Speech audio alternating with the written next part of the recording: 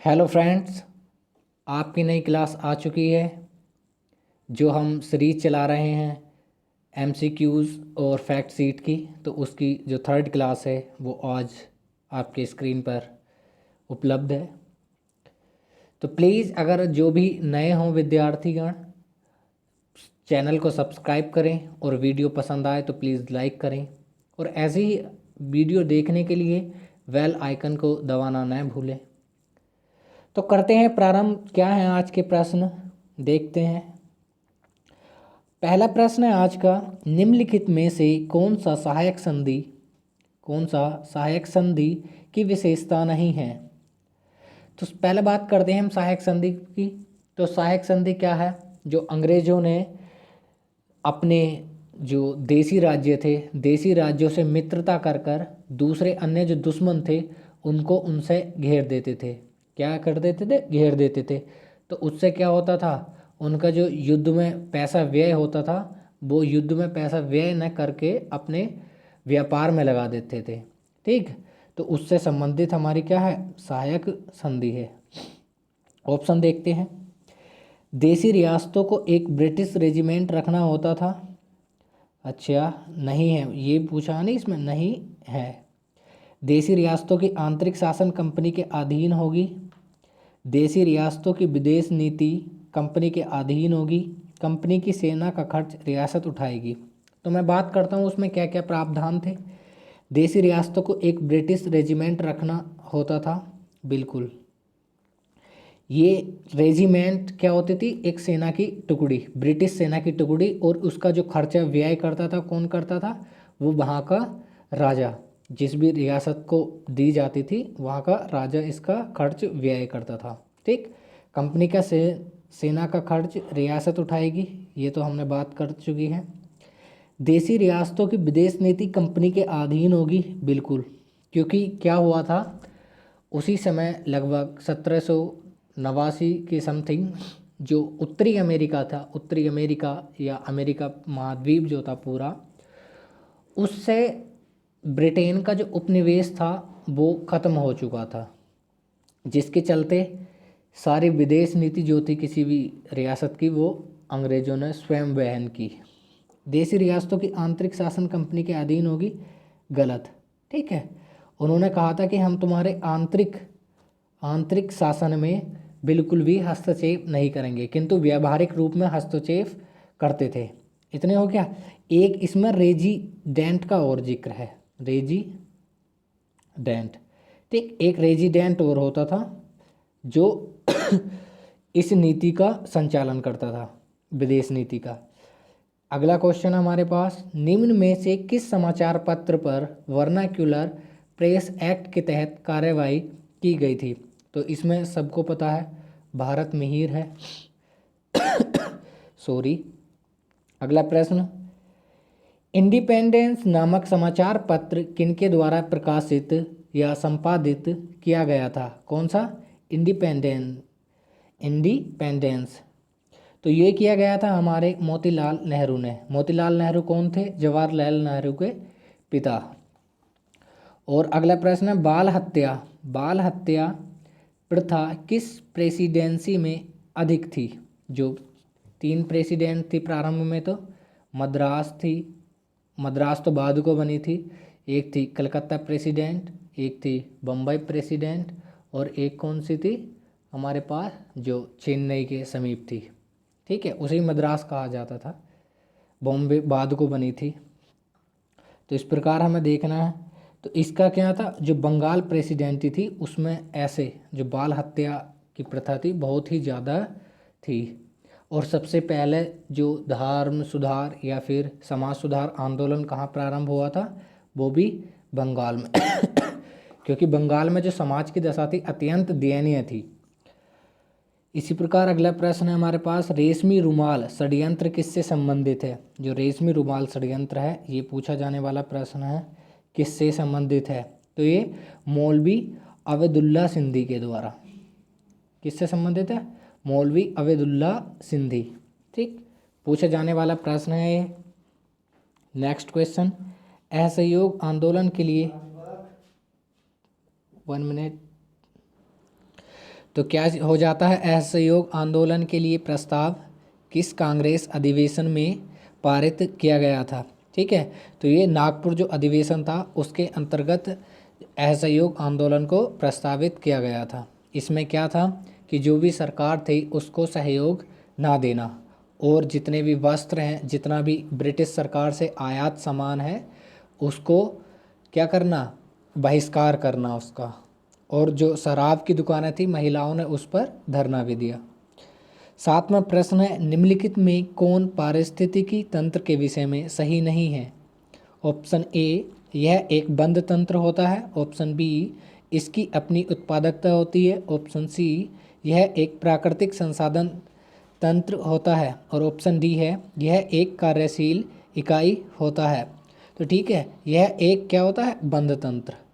पारिस्थितिकी तंत्र जो होता है एक बंद तंत्र होता है।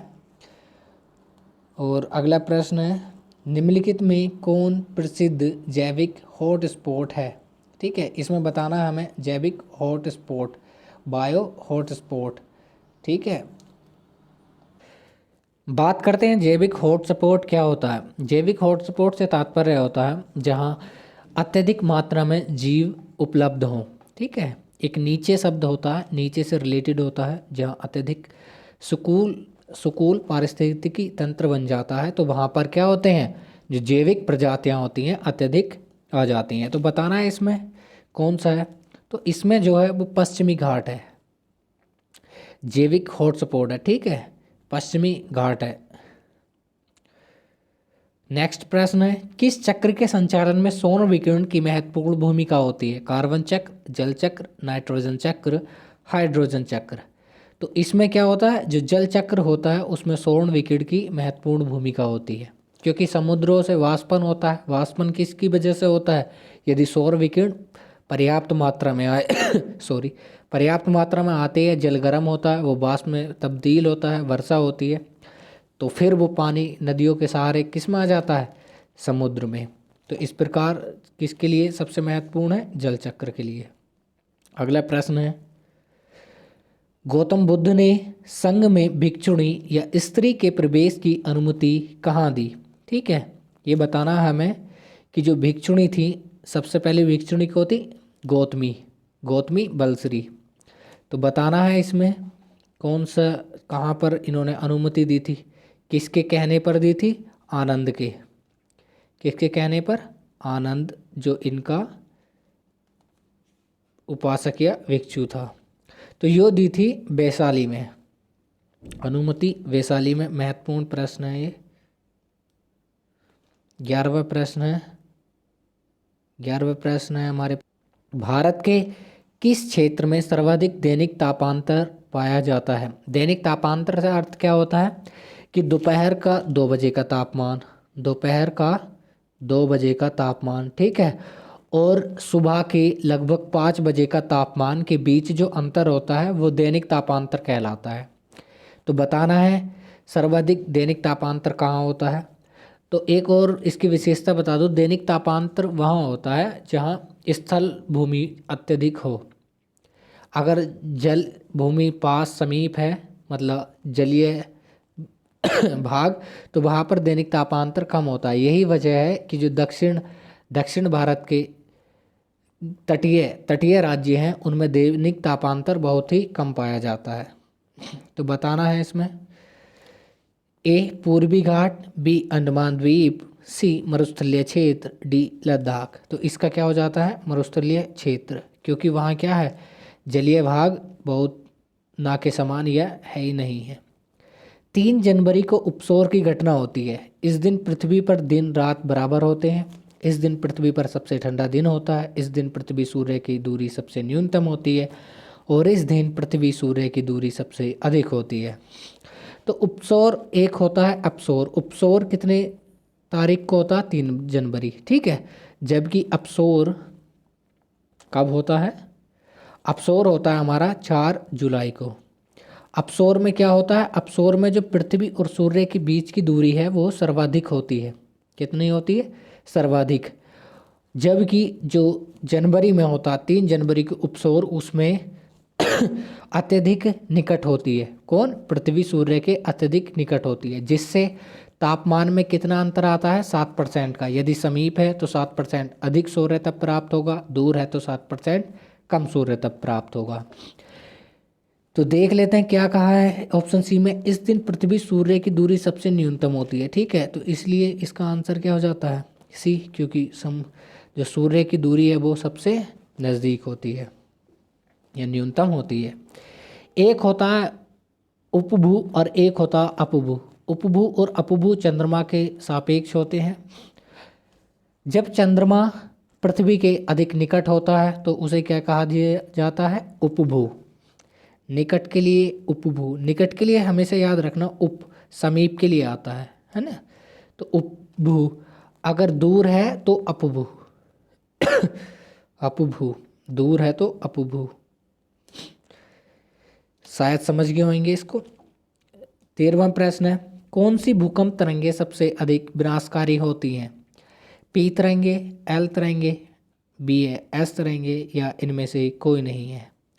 ठीक है, तो इसमें बताना है हमें सबसे अधिक विनाशकारी कौन सी होती हैं। जो एल मतलब पी तरंगे होती हैं वो प्राइमरी वेव्स होती हैं, प्राथमिक सबसे पहले जो रिकॉर्ड की जाती हैं, तो उनसे इतनी क्षति नहीं हो पाती क्योंकि उनका वेग सर्वाधिक होता है, इसलिए वो बिना विस्थापित किए चट्टानों को आगे बढ़ जाती हैं या बिल्डिंगों को। सॉरी, ऑप्शन बी में है एस तरंगे। तो एस तरंगे क्या होती है? Secondary waves.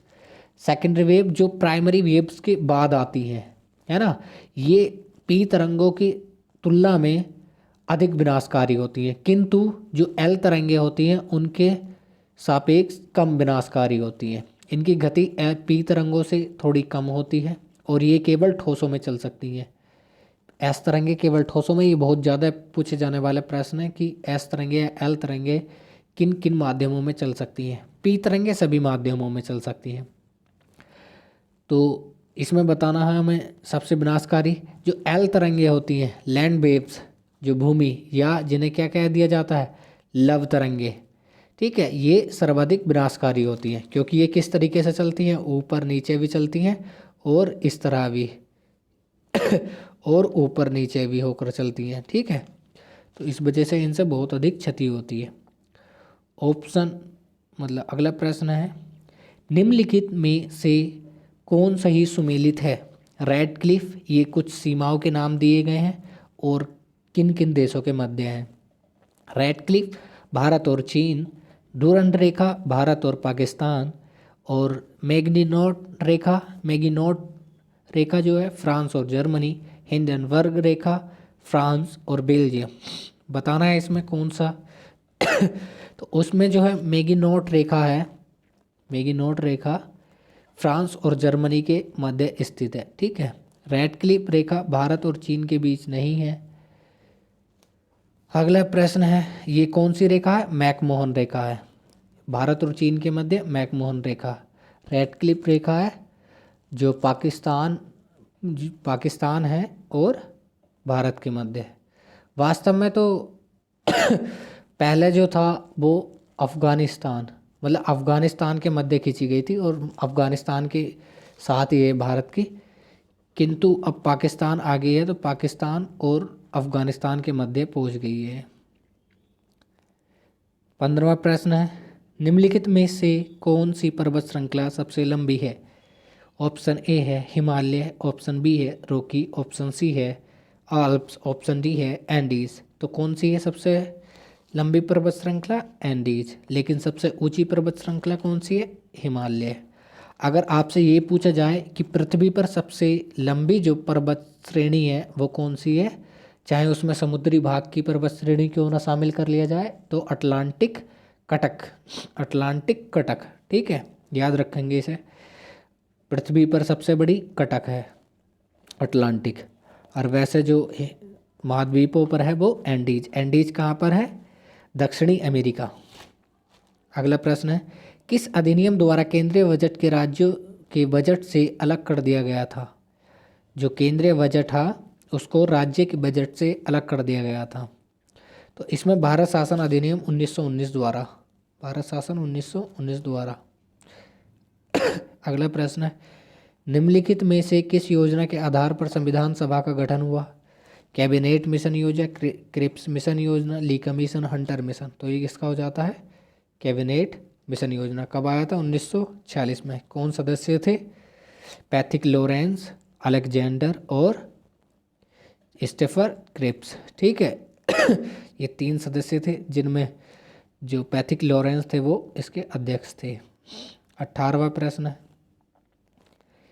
अंतरिम सरकार के गठन की घोषणा कब की गई थी? जो अंतरिम सरकार थी, इंटरिम गवर्नमेंट, उसके गठन की घोषणा कब की गई थी? ऑप्शन ए है 22 अगस्त 1946, ऑप्शन सी है 15 अगस्त 1946, ऑप्शन बी है 24 अगस्त 1946 और ऑप्शन डी है 7 जुलाई 1946। तो इसका सही आंसर होता है 24 अगस्त 1946 को अंतरिम सरकार के गठन की घोषणा की गई थी। और तत्पश्चात फिर बाद को कुछ ही माह पश्चात द्वितीय विश्व युद्ध के प्रारंभ होने की वजह से, नहीं ये तो 46 वाला है, मैं सोच रहा हूँ 1937 वाला आएगा। 19वां प्रश्न, निम्नलिखित में से कौन सा कथन सही है? जब राज्य में राष्ट्रपति शासन लागू हो तो संसद को संबंधित राज्य के लिए राज्य सूची पर कानून बनाने की शक्ति प्राप्त हो जाती है। ऑप्शन दूसरा जो स्टेटमेंट है, सेकंड स्टेटमेंट, राष्ट्रपति शासन के उपरांत भी संसद द्वारा बनाया गया कानून प्रभावी रहता है। तो इसमें कौन सा है? दोनों सही है। ठीक। राज्य सूची पर भी कानून बना सकती है संसद।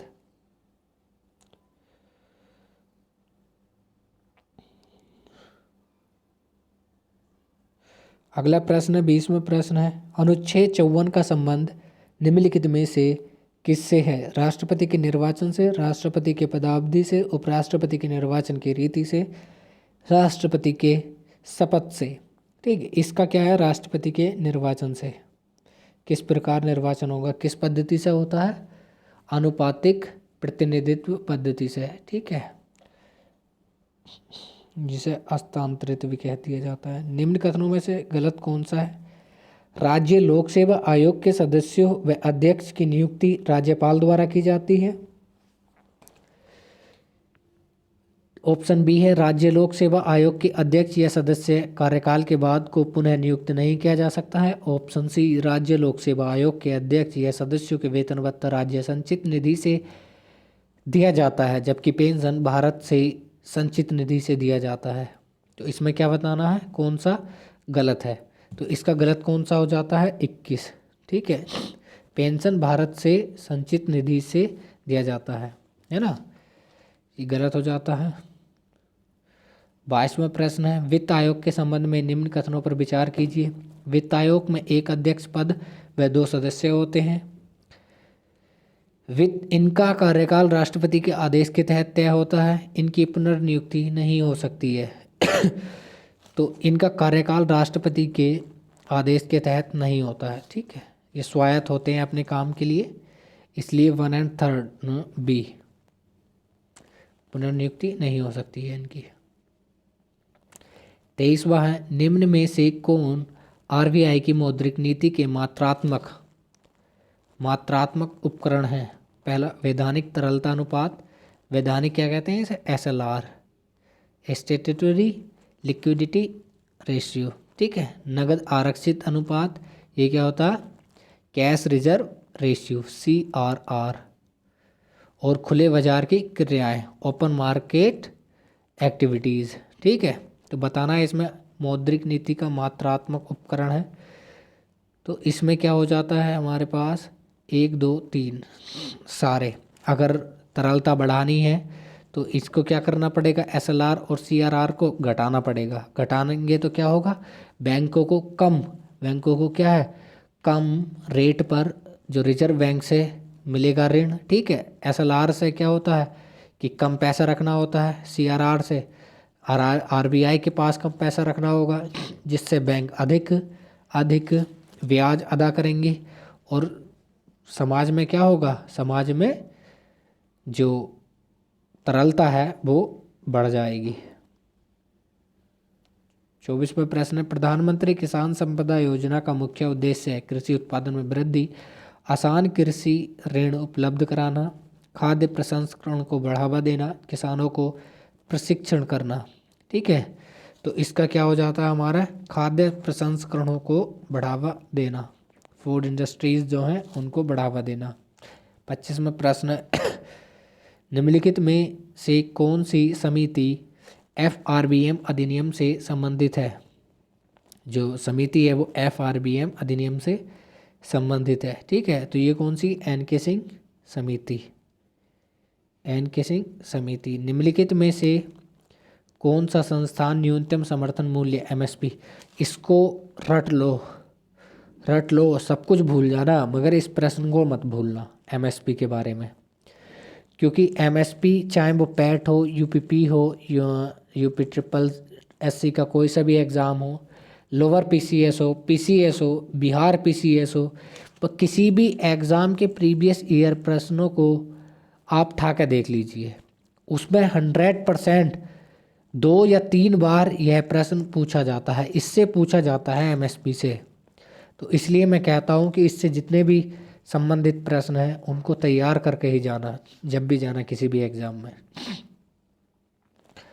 तो इसमें बता रहा है हमें संस्थान न्यूनतम समर्थन मूल्य MSP के बारे में भारत सरकार की सिफारिश कौन करता है।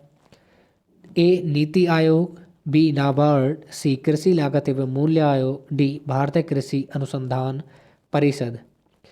तो इसका कौन करता है, कृषि लागत एवं मूल्य आयोग, कृषि लागत एवं मूल्य आयोग।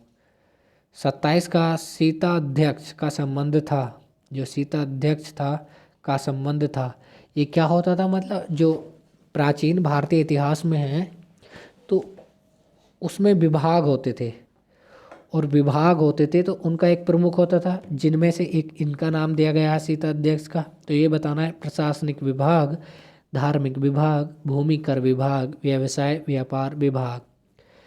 तो इसका होता था हमारा भूमि कर विभाग। जो सीता होती थी, सीता किसी लांगल, लांगल क्या होता था, हल, हल द्वारा जो एक लकीर होती थी, खींचे आपन बनाते हैं जैसा हल चलाते हैं तो नाली बन जाती, उसको क्या कहता था, सीता। ठीक है, और ये किससे संबंधित है, कृषि से, इस वजह से क्या कह दिया जाता है इसको, सीता अध्यक्ष, भूमि कर विभाग। अगला प्रश्न है हमारे पास कि कश्मीर के क्षेत्रीय इतिहास का सजीव वर्णन मिलता है, कौन सी किताब है वो, रास तरंगिणी में। ठीक है, रास तरंगिणी में कश्मीर के क्षेत्रीय इतिहास मिलता है। 29 सिजदा व पैबोस प्रथाओं की शुरुआत निम्न में से किसने की थी, किसने की थी, ये बलबन ने। सिजदा में क्या होता था, सिर को झुकाकर सलाम करना होता था, और पैबोस जो राजा था, राजा बलबन, उसके चरणों को चूमना पड़ता था। इसी प्रकार 30वां प्रश्न है, उत्बी कौन था, उत्बी कौन था। तो उत्बी एक इतिहासकार था, कौन था, इतिहासकार, याद रखेंगे इसको। शेरशाह के बारे में कौन कथन असत्य है, शेरशाह ने विलग्राम युद्ध विजय के बाद द्वितीय अफगान राज्य की स्थापना दिल्ली पर की। बी शेरशाह ने उपज का 1/3 भाग कर के रूप में निर्धारित किया। सी शेरशाह का मकबरा दिल्ली में है, तो शेरशाह का मकबरा दिल्ली में नहीं है, ये क्या हो जाता है, गलत। जबकि ये वाला सही, ये वाला सही, इसने 1/3 भाग कर के रूप में निर्धारित किया था। शेरशाह के द्वारा ही पैमाइश हेतु सन की डंडी सिकंदरी गज का प्रयोग किया गया था, याद रखेंगे इन्हें भी। किस प्रसिद्ध शासक के द्वारा अमुक्त माल्ययुद्ध लिखी गया था। ठीक है, अमुक्त माल्ययुद्ध, ठीक है, एक रचना है, ये किस शासक ने लिखी थी, तो ये लिखी थी हमारे कृष्णदेव राय, कृष्णदेव राय, जो विजयनगर साम्राज्य था उसके शासक थे कृष्णदेव राय, उन्होंने इसको लिखा। 33वां दिल्ली सल्तनत के सभी सुल्तानों में सर्वाधिक समय तक शासन निम्नलिखित में से किसने किया, बहलोल लोदी, अलाउद्दीन खिलजी, फिरोज शाह तुगलक, मोहम्मद बिन तुगलक। इसमें बताना है हमें कि जो दिल्ली सल्तनत थी उसमें सर्वाधिक शासन किसने किया। ठीक है, तो ये किसने किया था, हमारा बहलोल लोदी ने। वह लोल लोदी को किस लिए जाना जाता है? जो पश्चिम मतलब उत्तर पश्चिम से होने वाले आक्रमण, किनके? मंगोलों के, उनके लिए सुरक्षा दीवार की स्थापना की थी, जिसमें ऊंचे ऊंचे किले बनवाए गए थे।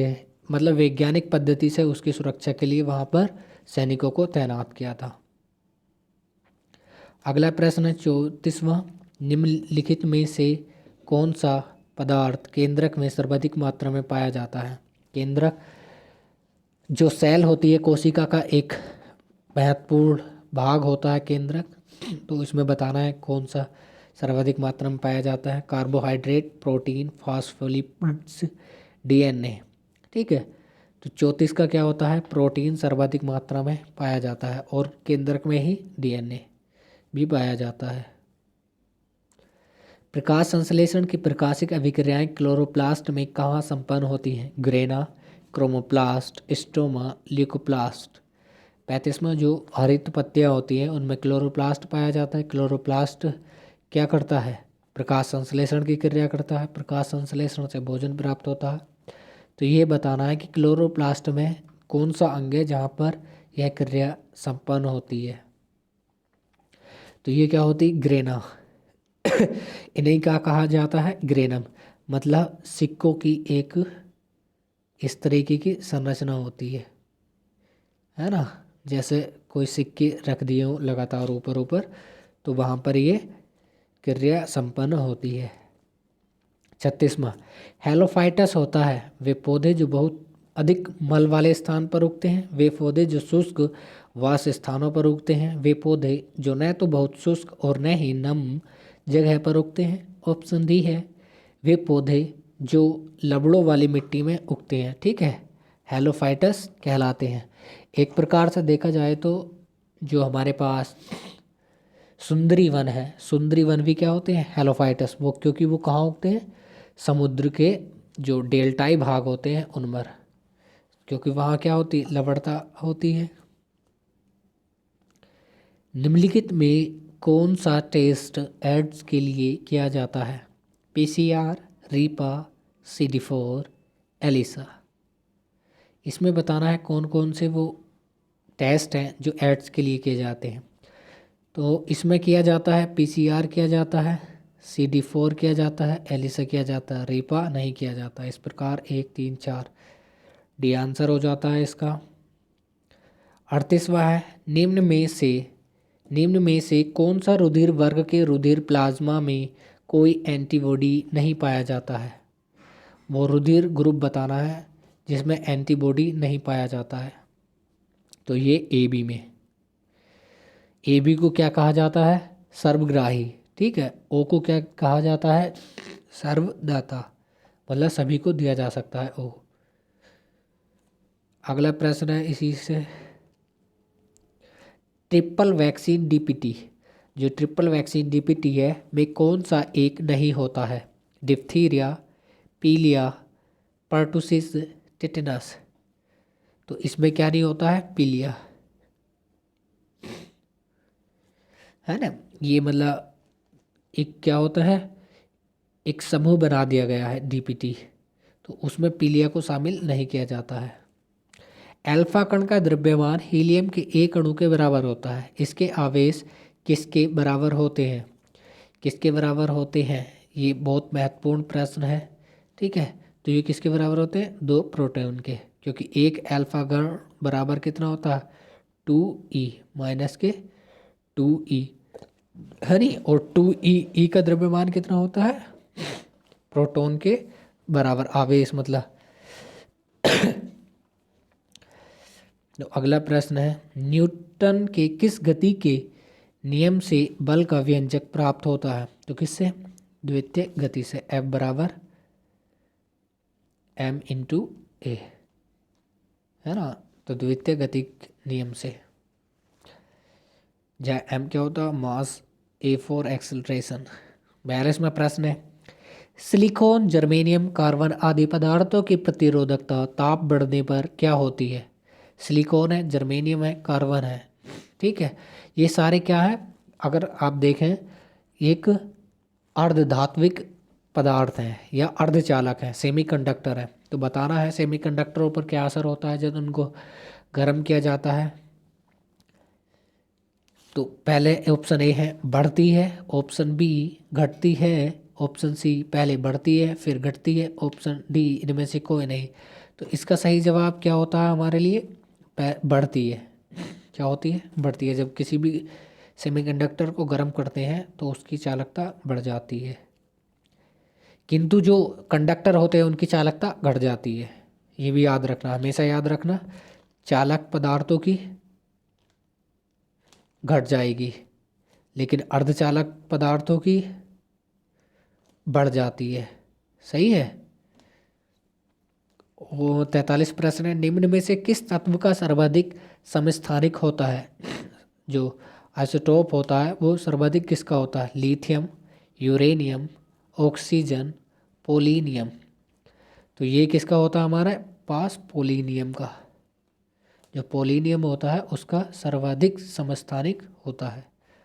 हाइड्रोजन को जलाने से क्या बनेगा? ए पानी, बी ऑक्सीजन, सी राख, डी बर्फ। तो इसमें क्या होता है? पानी बनता है क्योंकि हाइड्रोजन को जब जलाते हैं हम तो वो ऑक्सीजन से क्रिया करके क्या बनाता है? H2O। ठीक है। अगर इसको संतुलित करते हैं तो यहाँ पर क्या लगाना पड़ेगा? 2H2। ठीक है। और यहाँ पे क्या हो लगाना पड़ेगा हमें? बस 2H2। ठीक।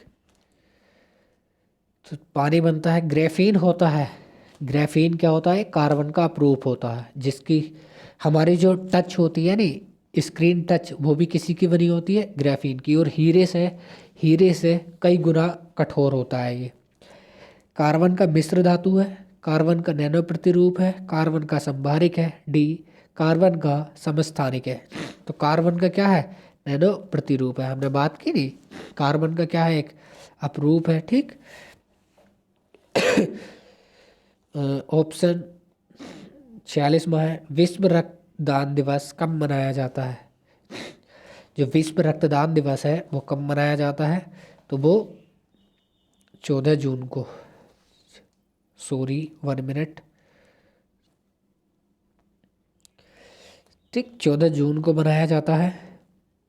नेक्स्ट प्रश्न है, निम्नलिखित को सुमेलित करें। प्लाज्मा अनुसंधान संस्थान जो है वो गांधीनगर, राष्ट्रीय समुद्र विज्ञान संस्थान मैसूर, केंद्रीय खाद्य प्रौद्योगिकी अनुसंधान दिल्ली, और डी भारतीय मौसम विज्ञान संस्थान पणजी। इनको क्या करना है? हमें सुमेलित करना है। ठीक है। तो ए का जो है वो तो सही है, प्लाज्मा अनुसंधान संस्थान कहाँ है? गांधीनगर। ठीक। जो राष्ट्रीय समुद्र विज्ञान संस्थान है वो पणजी, गोवा में। और सी केंद्रीय खाद्य प्रौद्योगिकी अनुसंधान संस्थान है वो कहाँ? हमारी मैसूर में। भारतीय मौसम विज्ञान संस्थान दिल्ली। तो इस प्रकार देख सकते हैं ए का 1, अच्छा ए में भी है, बी का 4 नहीं है तो डी है। कौन सा? डी हो जाता है सही इसका। अगला प्रश्न है, पंचरात्र का संबंध किस धर्म से है? जो पंचरात है, रात्र, उसका संबंध किस धर्म से है? तो ये किससे है? वैष्णव। और अगला नेक्स्ट प्रश्न है हमारे पास,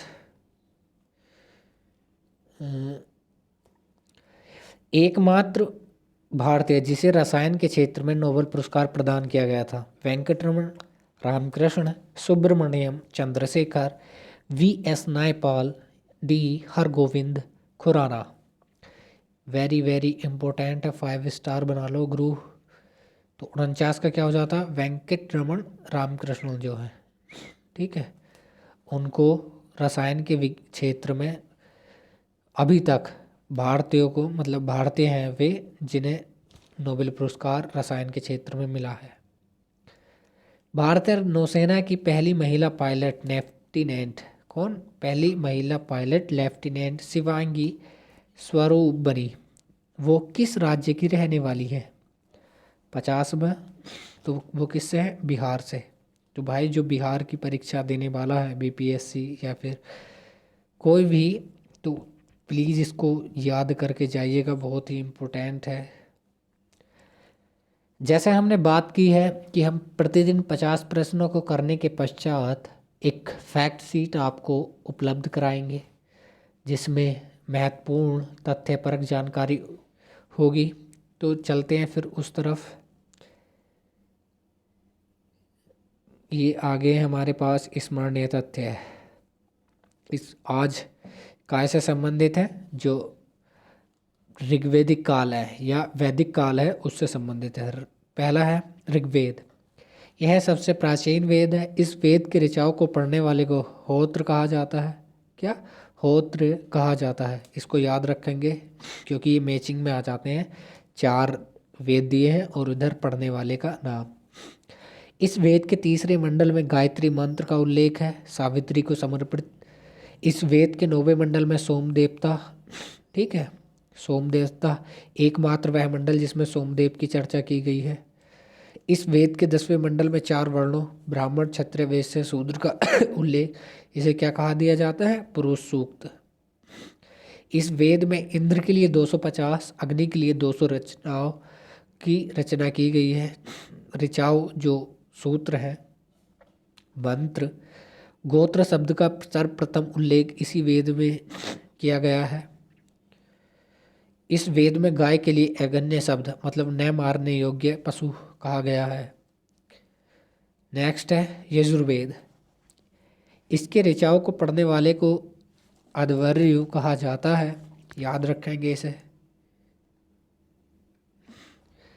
यज्ञों के नियमों एवं विधि विधानों का संकलन मिलता है इसी में। इस वेद में बलिदान विधि का भी उल्लेख है और यह एकमात्र ऐसा वेद है जिसमें गद्य एवं पद्य, ठीक, दोनों विधाओं का प्रयोग किया गया है। सामवेद। इसके ऋचाओं को पढ़ने वाले को उद्रात्र क्या कहा जाता है? उद्रात्र। इसे भी याद रखेंगे क्योंकि ये मैचिंग में आ जाते हैं। एक बार एक तरफ दे दिए वेद, एक तरफ दे दिए उनको पढ़ने वाले, ठीक। इस वेद को भारतीय संगीत का जनक कहा जाता है। साम का अर्थ होता है गान, गान, ठीक। तो जिस वजह से क्या कहा दिया जाता है इसमें? भारतीय संगीत का जनक, क्योंकि इसमें ही जो 7 हमारे स्वर हैं सा रे गा मा पा धा नी, वो इसी में ही उपलब्ध है। अथर्ववेद। इसी वेद में सर्वप्रथम औषधि का उल्लेख मिलता है। अथर्वा ऋषि द्वारा लिखा गया था ये। इसमें सभा एवं समिति को प्रजापति की पुत्रिया कहा गया है। सभा ये कौन होती थी?